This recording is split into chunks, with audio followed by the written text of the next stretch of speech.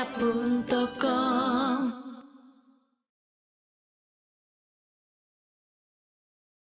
Lo que decíamos antes de todo ese acervo que tiene la humanidad dentro, que se va manifestando por transmisión genética a través de las generaciones.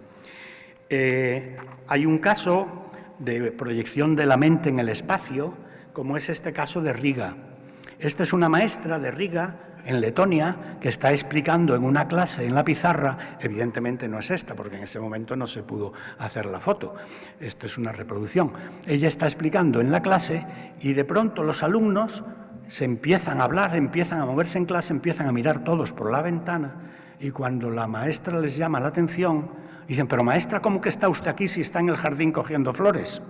Le estaban viendo en el jardín, en una proyección astral, cogiendo flores, mientras en teoría les estaba explicando en la pizarra. La salida en astral, todos la conocemos, es un fenómeno también que se produce cuando una energía sale del cuerpo, se libera, empieza a moverse y luego retorna al cuerpo. O el fenómeno Bardorg, que es un fenómeno muy curioso, anuncia la presencia de alguien antes de que llegue. Es el caso de la madre que le dice, niño, que ya ha llegado tu padre, vete a decirle esto. El niño va y dice, mamá, papá no ha llegado. Papá llega 10 minutos después, a una hora totalmente imprevista. Le dice la madre, ¿cómo que no ha llegado tu padre si yo he oído incluso el tintineo de las llaves en el cenicero de la entrada de casa, donde él las deja siempre? Pues el padre no llega, llega 10, 15, 20 minutos después. O sea, algo anticipa la presencia de esa persona. ¿Qué me dicen ustedes de las profecías? Nostradamus fue un profeta muy oscuro, muy difícil de interpretar, pero que en un buen momento, en 1549, por ahí, pues va por un camino, ve 3 frailes que se acercan por ese camino, él iba en una mula, salta de la mula, se presenta ante uno de los frailes y le coge el hábito y se lo besa. Entonces los otros 2 frailes le dicen, ¿cómo que se para usted a besar a este hombre? Y él le dice, es bueno que bese el hábito del futuro papa. Ese futuro papa, todo esto está escrito, ese futuro papa fue Sixto V. Nostradamus dijo que veía cerdos volando en pájaros de fuego que escupían fuego. Esto es una foto de un aviador en la Primera Guerra Mundial. Fíjense ustedes la máscara. En 1500 y pico Nostradamus, ¿cómo iba a interpretar? Pájaros de metal que escupían fuego, las ametralladoras. La profecía de Macbeth, las brujas le anuncian a Macbeth que será el fin de su reino cuando el bosque de Dursinane se acerque al castillo. Claro, Macbeth estaba súper contento. El bosque, ¿cómo se va a acercar al castillo? Pero es aquí que en una noche de niebla, los soldados atacantes cortaron ramas de árboles, se camuflaron entre las ramas y fueron avanzando ante la mirada de los centinelas que creían que era el mismo bosque que con los jirones de niebla se desdibujaba. Y fue el fin de Macbeth. No hablemos de los sueños, donde se han encontrado grandes soluciones a problemas del mundo mediante sueños. Por ejemplo, este es el inventor, uno de los inventores de la máquina de coser. Había inventado la máquina de coser, pero la máquina no cosía. Dormido con esas pesadillas de que no le funcionaba la máquina, soñó que un caballero medieval lo atacaba. Pero cuando el caballero medieval lo va a atacar, se da cuenta que la lanza no es una lanza, sino una aguja de coser, y que el ojal de la aguja de coser estaba en la punta. Todos sabemos que los ojales de las agujas de coser de una máquina están en la punta.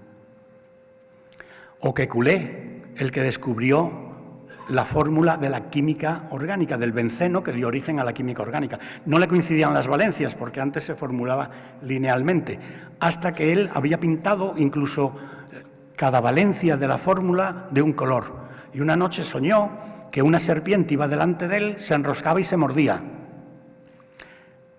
cogió sus papeles, empezó a jugar con la fórmula, y la fórmula de los químicos, de los compuestos orgánicos, es así, de esta manera. Le encajó todo. Los sueños, las adivinaciones, la adivinación por la mente, por los pájaros, las pitonisas adivinan muchas veces porque entran en estados totalmente alterados de conciencia o porque sus mensajes son un poco confusos.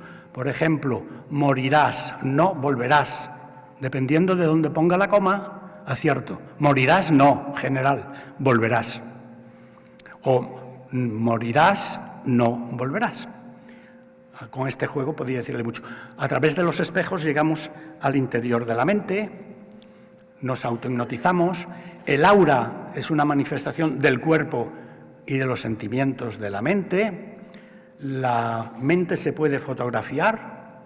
Ted Sirius, en condiciones controladas en universidades americanas, era capaz de ponerse así delante de una máquina e imprimir lo que estaba pensando, no su cara. Aquí está un templo griego, el Partenón, que él estaba pensando y se imprimía. Estas son fotos reales y lo que él imprimía.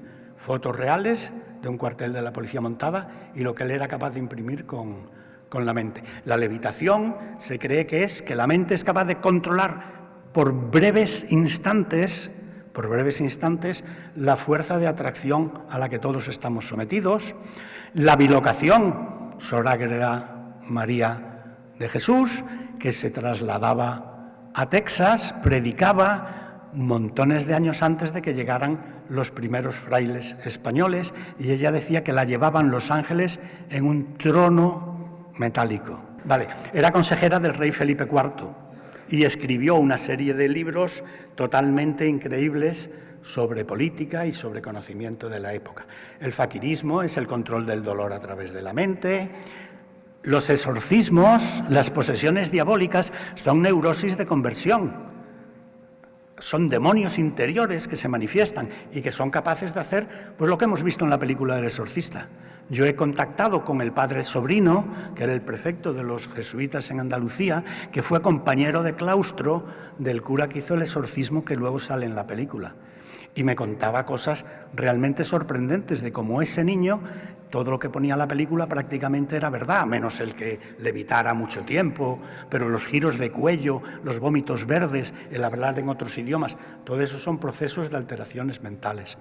A la mente se llega por muchos procedimientos: la relajación, la autohipnosis a través de espejos o a través de fuentes, y muchas veces las cosas que creemos que son paranormales no son paranormales, son meras explicaciones. Triana, Andalucía, Sevilla, todo el mundo la conoce, un alfarero de Triana. Yo he dado clase en un instituto en Triana los últimos 20 años de mi vida y conocí el caso. Había un jarrón que se ponía en una ventana y que la gente decía que cantaba. ¿Pero cómo va a cantar un jarrón? Sí, el jarrón canta. ¿Tendrá dentro un casé? ¿Tendrá dentro algo? No, el jarrón canta. Y resulta que el alfarero, con el punzón, al ir labrando el barro, al irle dando forma al barro, estaba cantando. Y ese punzón servía como una aguja de grabar un microsurco, como se grababan los discos de pizarra antiguos, y se iba quedando grabada de alguna manera en el barro, que al cocerse y al secarse la impregnaba. Entonces, cuando había un determinado nivel de humedad, era capaz de cantar el jarrón, es decir, reproducir de una forma muy brusca el nivel de canto que cantaba. El Papa Mago, Silvestre II, que inventó la electricidad y una cabeza parlante con la que jugaba al ajedrez. Estamos hablando del año 1000. La ciencia que se adelanta al tiempo. Y luego, por último, la mente también engaña. ¿Quién de ustedes me puede decir si este gato sube o baja? Para unos sube, para otros baja. Mírenlo ustedes bien. O quién me puede decir que esto no es una foto auténtica o un trampantojo. O que este tren, vamos a ampliarlo un momento y con esto terminamos, este tren que entra o sale en el túnel de Charing Cross en Inglaterra, en Londres. Pues entra, pues no, sale, pues entra, pues... según ustedes piensen, ¿va a salir o va a entrar? La mente nos engaña. Por lo tanto, no podemos fiarnos mucho de los resultados de la mente, ¿vale?